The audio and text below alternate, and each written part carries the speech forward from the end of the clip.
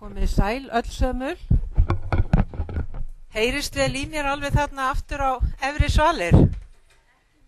Ekki nóg vel? Nei. En núna, heyrist þetta betur núna, maður myndi að nær?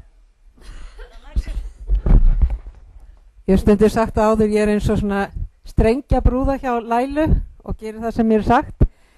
En býð ykkur öll innilega velkomin til okkar hérna í ráðgjaf þjónustu Krabbameinsfélagsins og það er greinilegt að umræðu efnið vekur athygli og áhuga margra og ekki ástæðulausu því að það er margt að skoða í þessu sambandi. Við hérna hjá ráðgjaf þjónustunni erum mjög þakklátt fyrir þann mikla áhuga sem starfinu er sýndur hér og ekki síst fyrir þær góðu gjafir sem eru okkur í gefnar, meðal annars í formi sjálfboðavinnu, en ég vil geta þess að allir sem leggja hér hönd á plóginn, allir fyrirlesarar og fundastjóri eru hér auðvitað í ólaunaðri vinnu og gefa af glöðum hug. Mér langar til þess að kynna eins fyrir ykkur nýjan forstöðumann ráðgjaf þjónustunnar, Sigrún Lilju Magnúsdóttir, sem þarna er.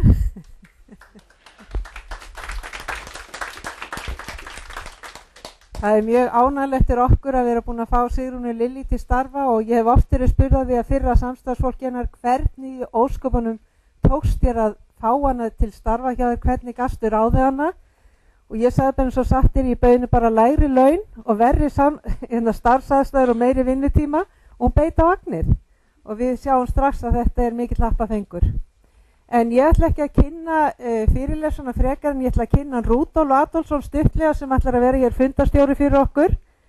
Síðast þegar allavega fyrir skemmstu þegar Rúdolf var hér með smá fræðslu fyrir þjónustuskrifstofuna, við rekum þjónustuskrifstofur út allt land.